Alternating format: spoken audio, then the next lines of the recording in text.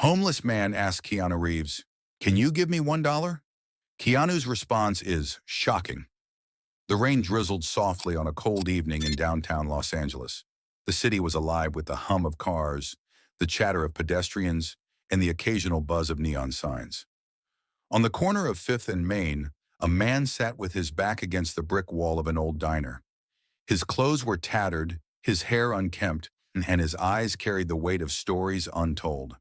He held a cardboard sign that simply read, "Anything helps."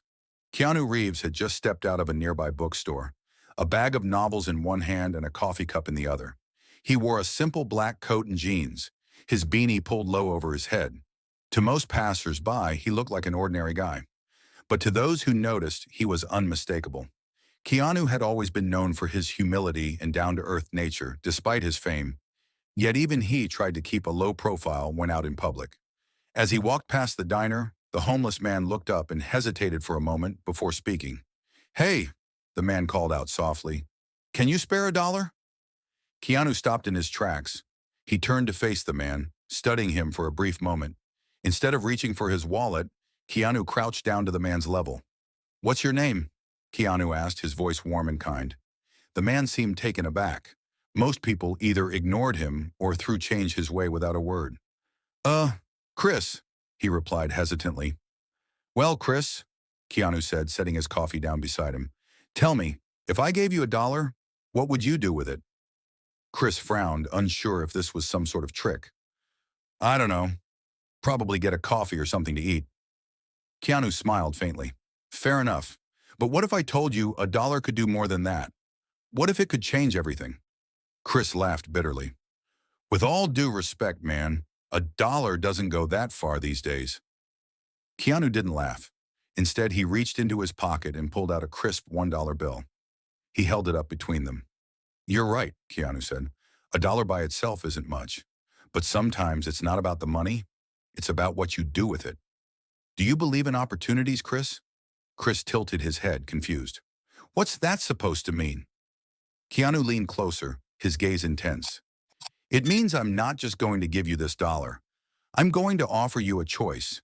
You can take this dollar and use it however you like. Or," he paused for effect, "you can take this dollar as a starting point, and I'll show you something that could change your life." Chris stared at Keanu, the skepticism plain on his face. "What kind of scam is this?" "No scam," Keanu said, his tone steady. "Just an offer. But the catch is, you have to trust me." The rain picked up slightly and Chris looked around, wondering if anyone else was watching this strange interaction. Something in Keanu's eyes, though, made him pause. This wasn't just some rich guy playing games. There was sincerity in his voice, a genuine kindness that Chris hadn't encountered in a long time. Against his better judgment, Chris nodded. "All right, show me." Keanu's smile widened, and he stood up, helping Chris to his feet. "First, let's get you out of the rain." They walked together to a nearby cafe, where Keanu ordered 2 coffees and a couple of sandwiches. They sat in a quiet corner, away from prying eyes.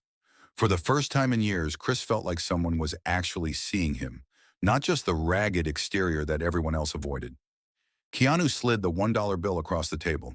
"Here's the deal," he said. "This dollar is symbolic. It's not about the money itself. It's about what you're willing to do with it. You said you'd use it for coffee or food, but what if you invested it instead?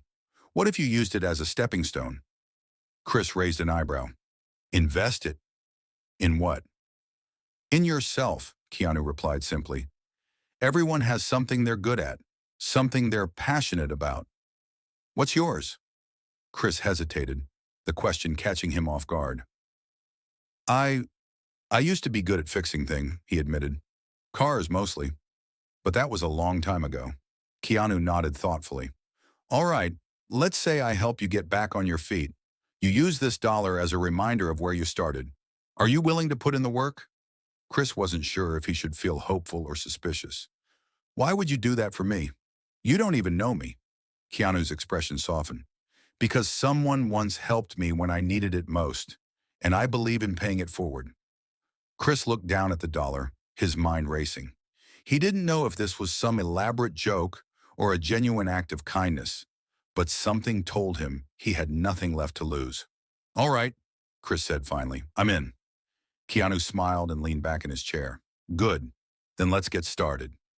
What followed over the next few days was nothing short of surreal for Chris.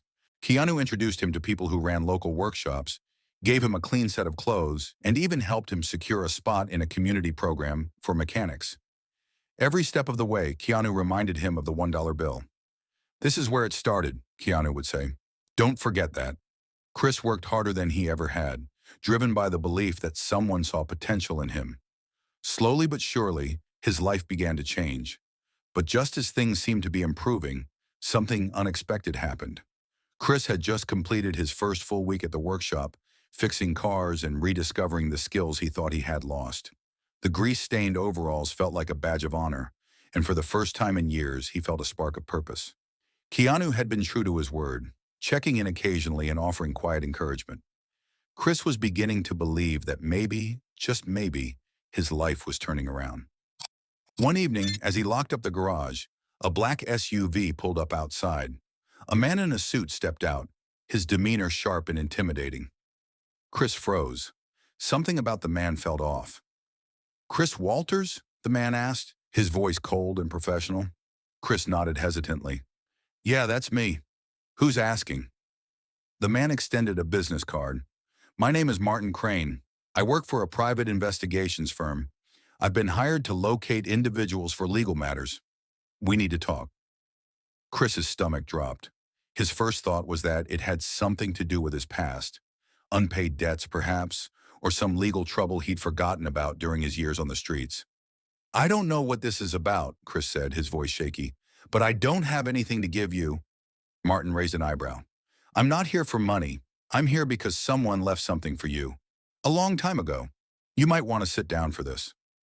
Against his better judgment, Chris followed Martin to a nearby cafe, the same one where he'd first sat with Keanu.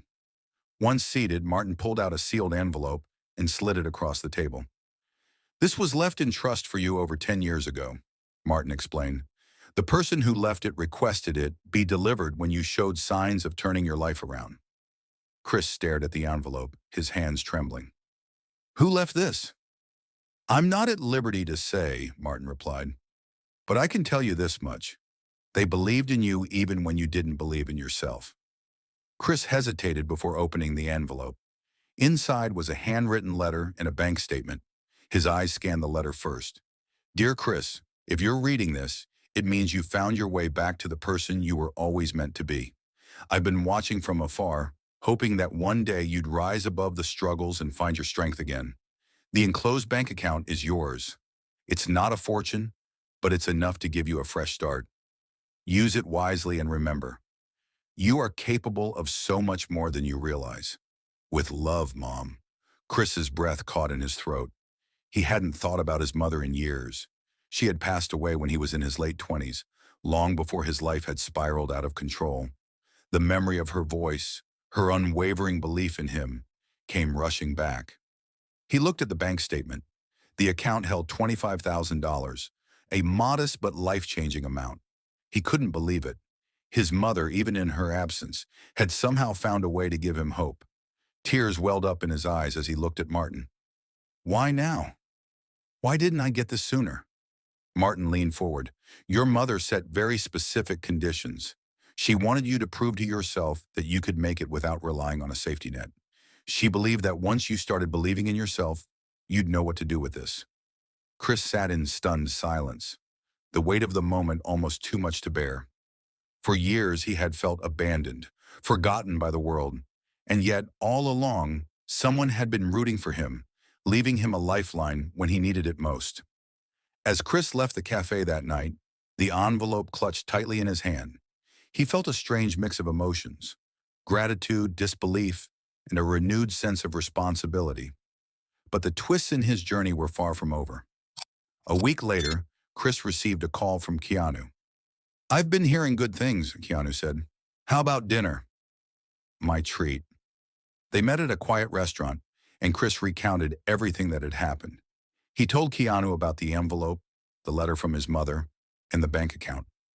Keanu listened intently, a small smile playing on his lips. You see? That dollar wasn't just a dollar. It was a reminder of what you're capable of. And now you have the chance to build something even bigger. Chris nodded, his determination growing. I'm going to use the money to open my own garage, he said. A place where people like me, people who've been overlooked, can find work and a second chance. Keanu raised his glass. To second chances, he said. But as Chris began to put his plans into motion, another unexpected twist emerged. One of the mechanics at the workshop, a man named Terry, approached Chris with a wary expression. Chris, I need to tell you something, Terry said. That guy Martin who came to see you, he's been asking around about Keanu too. Chris's brow furrowed. What are you talking about? Terry hesitated before continuing. I overheard him talking to someone on the phone. He wasn't just looking for you. He's been trying to dig up dirt on Keanu. Chris felt a chill run down his spine. Why would anyone be investigating Keanu? And what did it have to do with him? Determined to get to the bottom of it, Chris decided to confront Martin. But when he tried to track him down, Martin had vanished. No phone calls, no office address, just a ghost in the wind.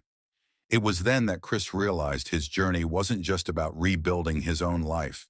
Something bigger was at play, and he was determined to uncover the truth, even if it meant risking everything he had just begun to rebuild. Every small act of kindness can create ripples that lead to monumental change. But in the process of lifting others, we often discover truths about ourselves in the world that we never expected.